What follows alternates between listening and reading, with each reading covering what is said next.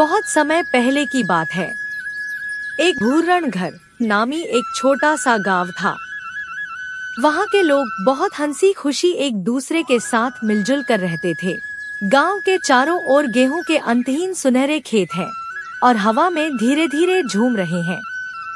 रंग बिरंगी पगड़ियां और सादे कपड़े पहने किसान गर्म धूप में खुशी से काम करते हैं, जबकि बच्चे खेतों के किनारे तितलियों का पीछा करते हैं, जहां हर सुबह पक्षियों के गीतों से शुरू होती है।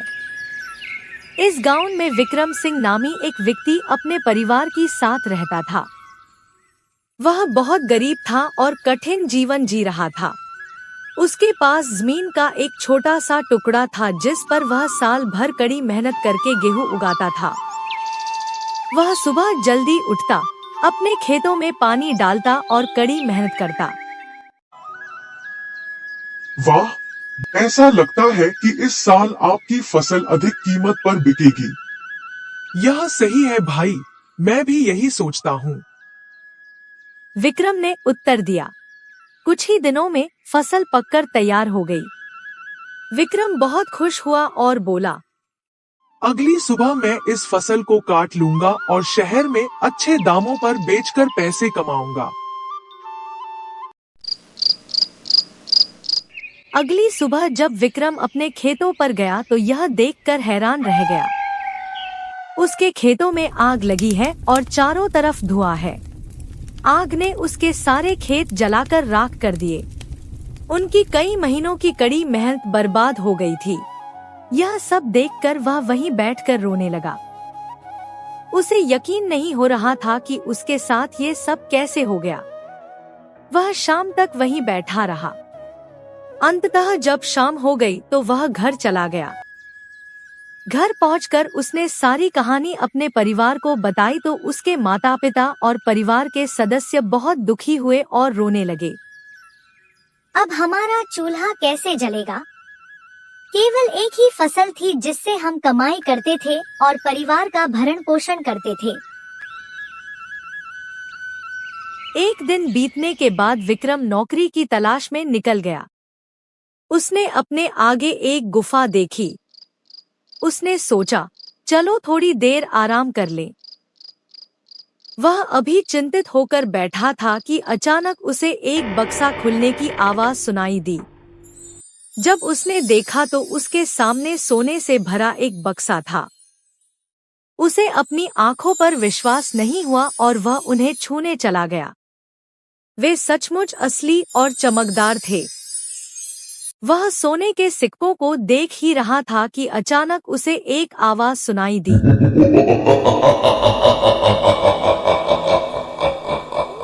वह डर गया और उसने तुरंत सिक्के फेंक दिए और अपना हथौड़ा निकाल लिया। अचानक से उसका हथौड़ा आग बनकर गायब हो गया। यह देखकर वह और डर गया। मैं जानता हूँ कि तू बहुत गरीब किसान है। मैं तुझे अमीर बना सकता हूँ। हाँ, सारा सोना मैं तुझे दे दूंगा और एक सोने का महल भी दूंगा, लेकिन बदले में तुझे मेरी गुलामी करनी होगी। बता, कबूल है? मुझे कबूल है। विक्रम ने बिना सोचे समझे कहा। विक्रम को इस बात का कोई अंदाजा नहीं था कि वह कितनी बड़ी मुसीबत को गले लगा रहा है। उसने कहा, इतने धन के बदले में मैं खुशी खुशी आपकी गुलामी स्वीकार करूंगा। जा ले जा इसको। आज के बाद से ये सब तेरा हुआ और तू इस गांव का राजा है। मेरी एक और शर्त भी है कि तुझे और तेरे परिवार को मेरी शैतानी रस्में निभानी होंगी। विक्रम यह सुनकर इतना खुश हुआ कि वह खुशी से मान गया। अचानक गुफा का एक कमरा खुला जो सोने और हेरोन से भरा हुआ था। विक्रम ये देख की खुशी से पागल ही हो गया। वो घर गया और उसने अपने परिवार वालों को बताया कि उसे एक गुफा में ढेर सारा सोना मिला है। उसने कहा कि अब उनको यह गरीबी वाली जिंदगी नहीं गुजारनी होगी, बल्कि अब वह एक आलीशान महल में रहेंगे। वह महल के लिए निकल पड़े। महल को देखकर उनकी आंखें चमक पड़ी। महल में दाखिल होते ही वह खुशी से झूम उठे। उनके लिबास शाही लिबास में तब्दील हो गए। महल में दाखिल होते ही सामने सिंहासन पर एक लंबा चौड़ा लाल आंखों वाला, नुकीले दांत वाले और बड़े बड़े सींगों वाला शैतान बैठा था। शैतान को देखते ही परिवार वालों ने चिल्लाना शुरू कर दिया। शैतान ने विक्रम से कहा, मेरे बारे में नहीं बताया? मैं तुम सबका मालिक हूँ और तुम सब मेरे गुलाम हो और ये सब कुछ दिया हुआ मेरा है। ये सुनते ही विक्रम की बड़ी बेटी ने कहा कि हम तुम्हारी गुलामी नहीं करेंगे, तुम हमारे मालिक नहीं हो सकते। ये सुनते ही मालिक को गुस्सा आया और मालिक उसको मार कर खा गया। वह मलिक से डर गए और मलिक की गुलामी कबूल कर ली। विक्रम को अब एहसास हुआ कि उसने कितनी बड़ी गलती की है और उसके घरवाले भी उससे नाराज हुए।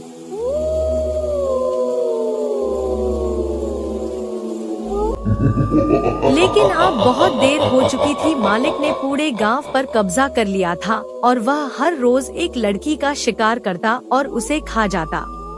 ऐसे वो बहुत सी लड़कियों को मार चुका था। वो चाहता था कि पूरे गांव वाले मेरी गुलामी करें, इसलिए उसने पूरे गांव में अपना खौफ फैलाना शुरू कर दिया। आंधी तूफान और लोगों के रोज मरने से गांव वालों के दिलों में खौफ पैदा हो गया।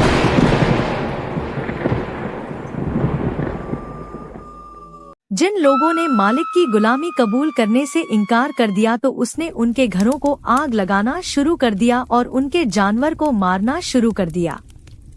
और मालिक ने किसानों के खेतों पर भी अपना कहर बरसाया और तमाम खेत जलाकर राख कर दिए ताकि किसान मजबूर होकर उसके गुलामी कबूल करें और ये सारा भुरंगार उसका हो जाए।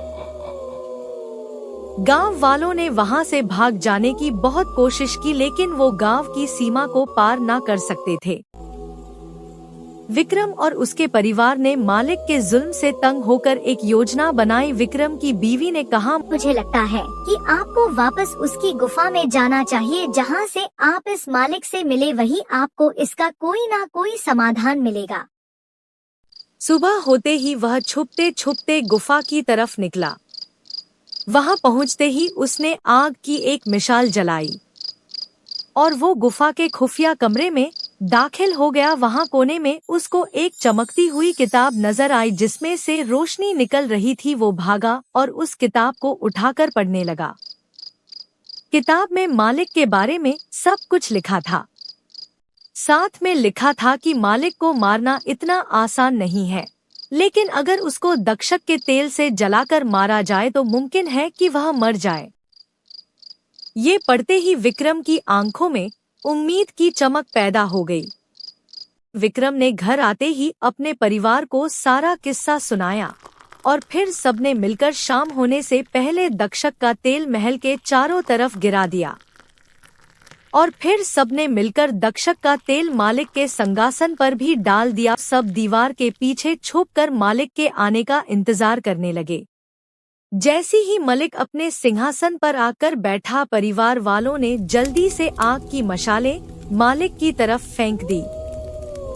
देखते ही देखते मालिक की चारों तरफ आग लग गई और वह आग में जलने लगा और चिल्लाने लगा। थोड़ी ही देर में मलिक पूरी तरह से जलकर भस्म हो गया और उसका वह महल भी पूरी तरह से जल गया। महल का काला और शैतानी धुआं आसमानों की बुलंदियों को छू रहा था। ये सब देखकर विक्रम और उसके परिवार वालों ने खुशी से एक लंबी सांस ली। मालिक के मरते ही पूरे गांव से सारे काले बादल हट गए और वह फिर से हरा भरा हो गया। एक बार फिर से हरियाली छा गई और विक्रम और बाकी किसानों के खेत हरे भरे हो गए। परिंदे गुनगुनाने लगे, गांव वाले फिर से मुस्कुराने लगे। विक्रम और उसका परिवार हंसी खुशी जिंदगी गुजारने लगे। तो बच्चों, आज की कहानी में हमने सीखा कि कभी भी लालच में आके किसी से कोई प्रतिबद्धता नहीं करनी चाहिए। कोई भी हमें बिना मतलब कुछ नहीं देता। शुक्रिया।